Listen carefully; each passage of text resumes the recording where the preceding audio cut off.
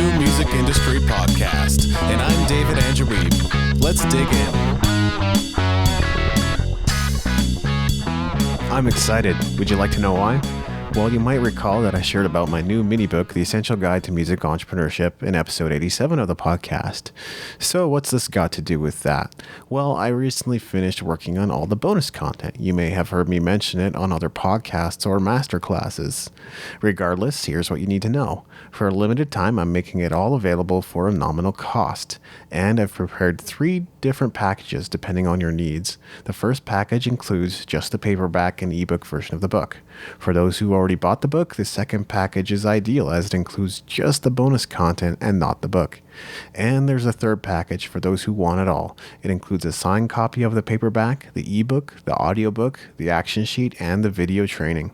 At any time, you can go to musicentrepreneurhq.com/essential to learn about this offer. But as of January 1st, 2019, this offer will no longer be available. You'll still be able to buy the book at any time, but the additional content will be going away and finding a new home after that.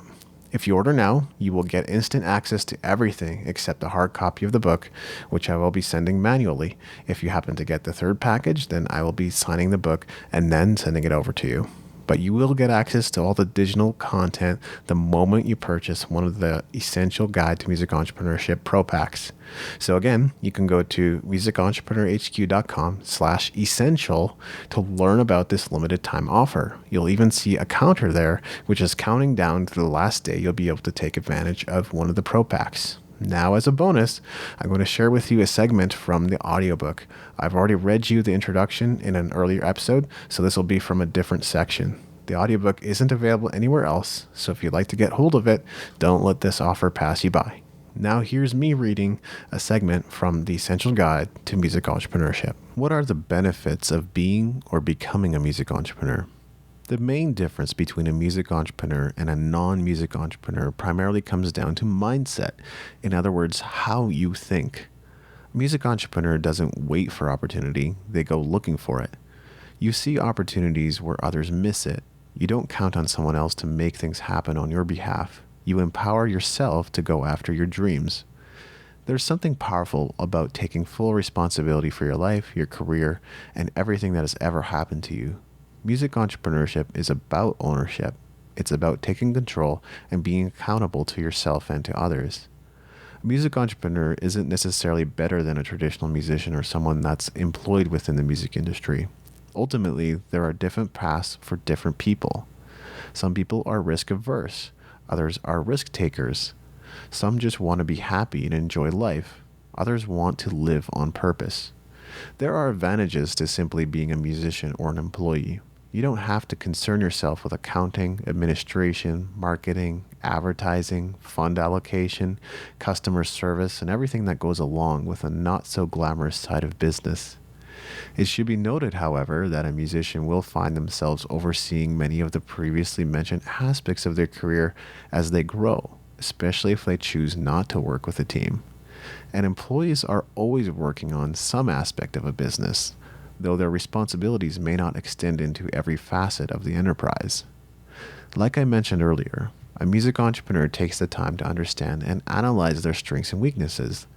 They know that they can't do it all alone, and they go out of their way to ensure they don't have a finger in every pie, though some can be a little reluctant to let go and delegate at first. In short, the benefits of music entrepreneurship largely depends on you. If you've heard others make bold promises of riches and fame, a brighter future, an easier life, take it with a grain of salt. Entrepreneurship isn't easy, and many of my friends would echo that statement. Putting yourself out there, meeting people, and expanding your comfort zone isn't easy. Sharing your vision, getting a following, raising capital, and rallying support isn't easy. Working with a team isn't always easy. Creating a profitable, successful business isn't easy. But some, like me, see the results as being worthwhile. I believe you will live a more purposeful, more meaningful life as a result of pursuing a vision that matters to you. You will have the opportunity to change people's lives and add value to them.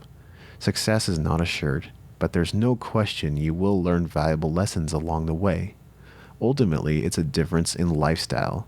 You will live differently than others if you choose to be an entrepreneur.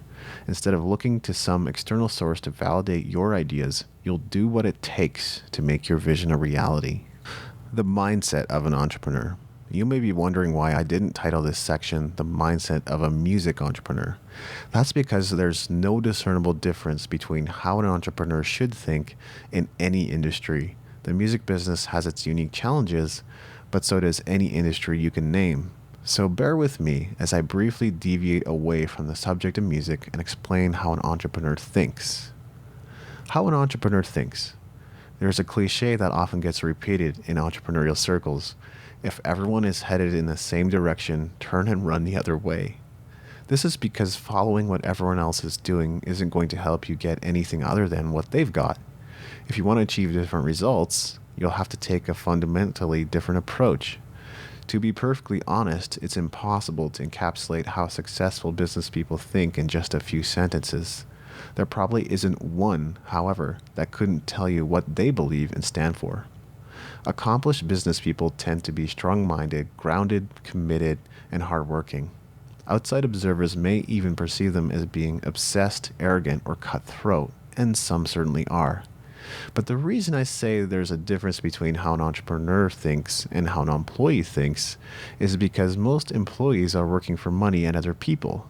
Entrepreneurs flip this on its head. They have money and other people work for them. Here are some key things I've observed about successful people. Again, this isn't to say that all entrepreneurs possess these qualities or that they share in the same philosophy, but you will find that many of these attributes are possessed by individuals on a path of achievement. They are lifelong learners.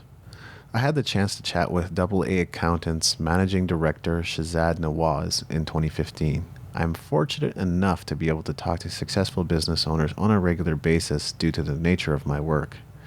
Shaz mentioned that he was in the habit of reading a book per week, and when I asked him about marketing, because I recognized his proficiency and was trying to learn myself, he pointed me to several resources that I have since learned a great deal from, mostly Dan Kennedy books.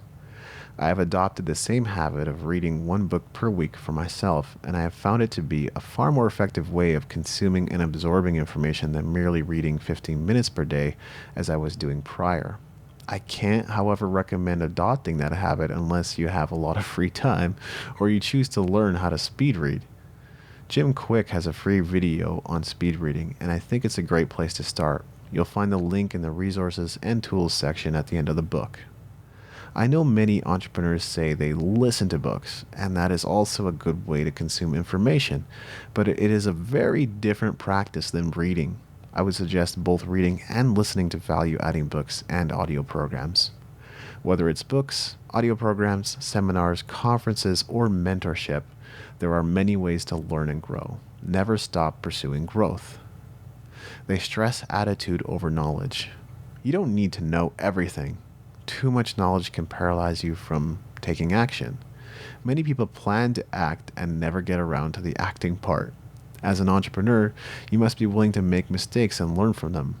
If you are perpetually stuck in analysis and planning, you will never get around to doing anything. When you have the right mindset, you can fail forward, learn from what went wrong, and do better next time. Failure is never final unless you quit. They think outside the box. When I think of outside-the-box thinkers that fit the mold of music entrepreneur, I can't help but think of Derek Severs. These days, he's more of a writer and doesn't necessarily have a direct connection with the music industry, but he used to be a musician himself and is the former founder of CD Baby, which he sold for $22 million. I feel much more in tune with how Derek thinks these days, but when I first started delving into his blog posts, emails, videos, and other material, my thinking would be stretched every single time. If there's anyone that observed the trend and ran the other way, it would be Derek. In 2009, I had the opportunity to interview Derek. You can find the link in the resources and tools section. They add value to the world.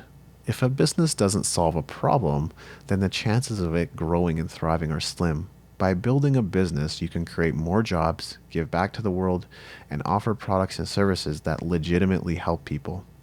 I have heard it said that if you make it your mission to serve people, money will chase you down. I highly doubt that every entrepreneur thinks this way, but many business people I know would resonate with this principle. They are goal-oriented. Entrepreneurs understand the power and value of setting goals and creating a plan for achieving them. You may not hit your goals every time, but if you write down a goal, set a trajectory for its attainment, and daily follow your plan, you'll almost certainly come closer to hitting it than if you had never set a goal at all. They are growth-oriented. Why dream big? What do you get from it? The highest value of becoming an entrepreneur often comes in the form of personal growth.